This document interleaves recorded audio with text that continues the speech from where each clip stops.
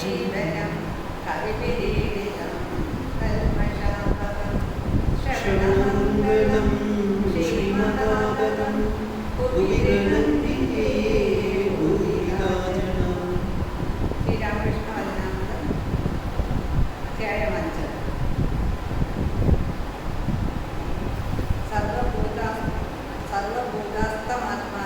सर्वभूतानि आत्मनि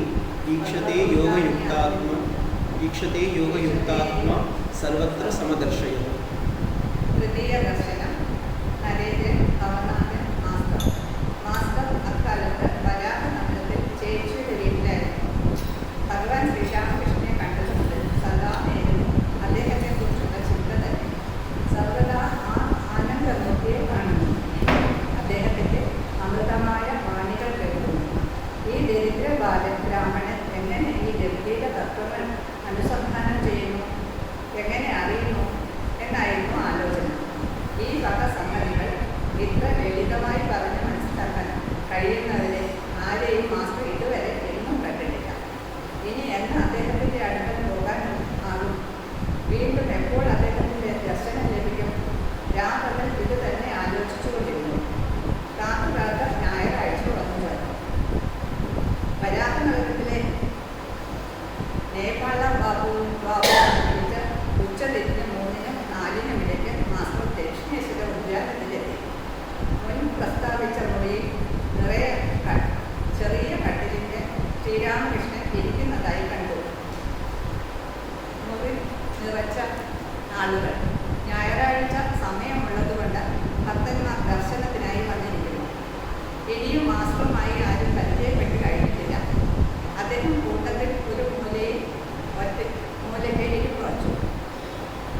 മന്ദഹാസസുന്ദരമായ മുഖത്തോടെ ഭഗവാൻ ഭക്തരുമായി സംഭാഷണം ചെയ്തുകൊണ്ടിരിക്കുന്നത് കണ്ടു. 19 വയസ്സായ ഒരു യുവാവിനെ നോക്കി ആനന്ദം പൂണ്ടുകൊണ്ട് ഗുരുദേവൻ പല വർത്തമാനങ്ങളും പറഞ്ഞുകൊണ്ടിരിക്കുന്നു. യുവാവിൻ്റെ പേര് നരേന്ദ്രൻ.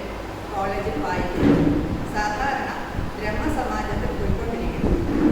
വാക്കുകൾ തേജോദീപ്തങ്ങൾ, കണ്ണുകൾ രണ്ടും ഉജ്ജ്വലങ്ങൾ.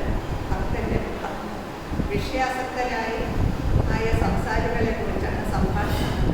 മാസ്റ്റർ ഊഹിച്ചു. വെറുതെ ഈശ്വരൻ ഈശ്വരൻ ധർമ്മം ധർമ്മം എന്ന് പറഞ്ഞുകൊണ്ടിരിക്കുന്നവരെ അക്കൂട്ടർക്ക് വലിയ ആക്ഷേപമാണ്. ലോകത്തിൽ എത്രയോ ദുഷ്ടന്മാരുണ്ട്. അവരോട് എങ്ങനെ പെരുമാറണം എന്നതിനെക്കുറിച്ചും മറ്റുമൊക്കെ സംഭാഷണം നടന്നുകൊണ്ടിരിക്കുന്നു. ശ്രീരാമകൃഷ്ണദേവൻ നരേന്ദ്രനോട്, നരേന്ദ്ര, നീ എന്തു പറയുന്നു? ലൗകിക മനുഷ്യർ എന്തൊക്കെ പറയുന്നു? എന്നാൽ നോക്കൂ, ആന വഴിയെ പോകുമ്പോൾ പിന്നാലെ എത്ര പട്ടികൾ കുരച്ചുകൊണ്ടെത്തുന്നു. പക്ഷേ ആന തിരിഞ്ഞു നോക്കുക കൂടെ ചെയ്യത്തില്ല. നിന്നെ ആരെങ്കിലും നിന്ദിച്ചാൽ നീ എന്ത് വിചാരിക്കും? നരേന്ദ്രൻ, പട്ടികൾ കുരയ്ക്കുന്നു എന്ന് ഞാൻ കരുതും. ശ്രീരാമകൃഷ്ണദേവൻ പുഞ്ചിരിയോടെ, അരുതടോ, അത്രയ്ക്കങ്ങോട്ട് പോകരുത്. എല്ലാവരും ചിരിക്കുന്നു. ഈശ്വരൻ സർവഭൂതങ്ങളിലുമുണ്ട്. എന്നാൽ നല്ല ആളുകളുമായിട്ട് മാത്രമേ ചെങ്ങാത്തം പാടുള്ളൂ.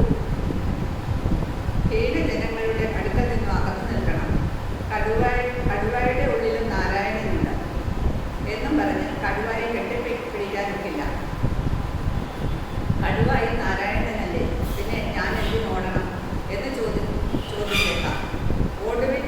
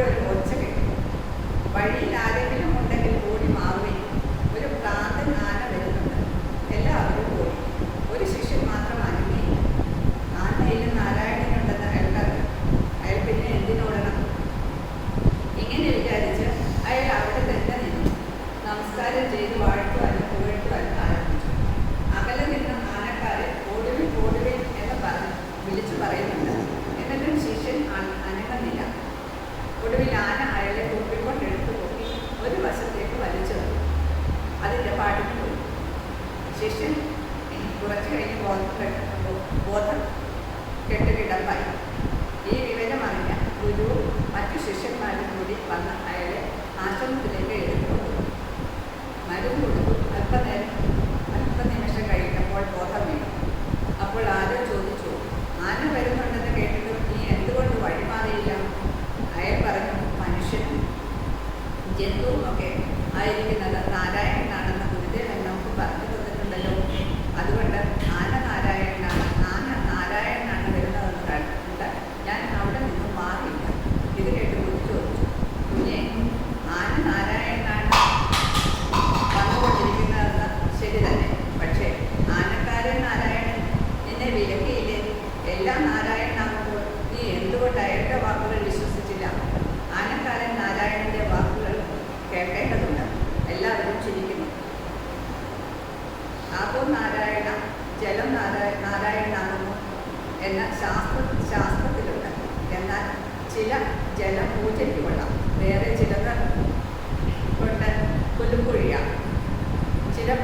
ചിലതിൽ പാത്രം കഴുകാം, വേറെ ചിലതിൽ തുണി അനക്കാൻ മാത്രം കൊള്ളാം. അല്ലാതെ കുടിക്കാനോ പൂജിക്കാനോ കൊള്ളുകയില്ല. അതുപോലെ സജ്ജനങ്ങളിലും ദുർജനങ്ങളിലും ഭക്തന്മാരിലും ഭക്തിയില്ലാത്തവരിലും സകലരും ഹൃദയത്തിൽ നാരായണനുണ്ട്. എന്നാൽ ദുർജനങ്ങളോടും ദുഷ്ടന്മാരോടും ഭക്തിഹീനന്മാരോടും ഇടപഴകരുത്, ചങ്ങാത്തമരുത്. അവരിൽ ചിലരുമായി വർത്തമാനം പറയാൻ ആകാം, പിന്നെ ചിലരുമായി അതും പാടില്ല. ഇത്തരം ആളുകളിൽ നിന്ന് അകന്നു നിൽക്കുക തന്നെ വേണം. ഒരു ഭക്തൻ മഹാശയാവും. ഒരു ദുഷ്ടൻ ഉപദ്രവിക്കാൻ വരുന്നു അല്ലെങ്കിൽ ഉപദ്രവിക്കുന്നു എന്ന് വരികിൽ വിട്ടാതിരിക്കുന്നത് ശരിയാണോ?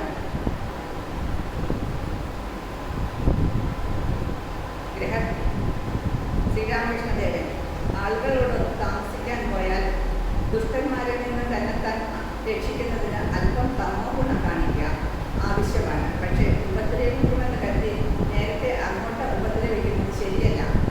ഒരു മൈതാനത്തിൽ ആയക്കിടാങ്ങൾ കാലിൽ വെച്ചിരുന്നു. അവിടെ ഭയങ്കര വിഷമുള്ള ഒരു പാമ്പ് പാർത്തിരുന്നു. ആ പാമ്പിനെ പേടിച്ചിട്ട് എല്ലാവരും വളരെ സൂക്ഷിച്ചേ നടക്കാറുള്ളൂ. ഒരു ദിവസം ഒരു ബ്രഹ്മചാരി ആ മൈതാനം വഴി വന്നു. ആയക്കിടാങ്ങൾ ഓടി വന്നു പറഞ്ഞു, മഹാത്മൻ, ആ വഴി പോകരുത്, അവിടെ ഭയങ്കര വിഷമുള്ള ഒരു സർപ്പമുണ്ട്. ബ്രഹ്മചാരി പറഞ്ഞു, അവിടെ കുഞ്ഞുങ്ങളെ, എനിക്കതിനെ പേടിയില്ല, എനിക്ക് മാത്രം അറിയാം. അങ്ങനെ പറഞ്ഞ് ബ്രഹ്മചാരി ആ വഴി നടന്നു. പേടിച്ച് പിള്ളേരാരും പിന്നാലെ പോയില്ല. അപ്പോഴേക്കും അവിടെ നിന്ന് പാമ്പ് പടവും വിടർത്തി പാഞ്ഞെത്തി. എത്തിയില്ല എന്നായപ്പോൾ ബ്രഹ്മചാരി ആ മന്ത്രം ചൊല്ലി. അതോടെ ആ പാമ്പ് ഞാനൂര് പോലെ കാലിൽ കിടപ്പായി. ബ്രഹ്മചാരി പറഞ്ഞു, എടോ, നീ എന്തിനാണ് അന്യരെ ഉപദ്രവിച്ചുകൊണ്ട് ചുറ്റിത്തിരിയുന്നത്? വാ, നിനക്ക് ഞാനൊരു മന്ത്രം തരാം. ആ മന്ത്രം ജപിച്ചാൽ ഭഗവാനിൽ ഭക്തിയുണ്ടാകും, ഭഗവാനെ കാണാതാകും, പിന്നെ പരഹിംസയൊന്നും ചെയ്യുകയില്ല എന്നും പറഞ്ഞ് പാമ്പിന് മന്ത്രം പറഞ്ഞു കൊടുത്തു. പാമ്പ്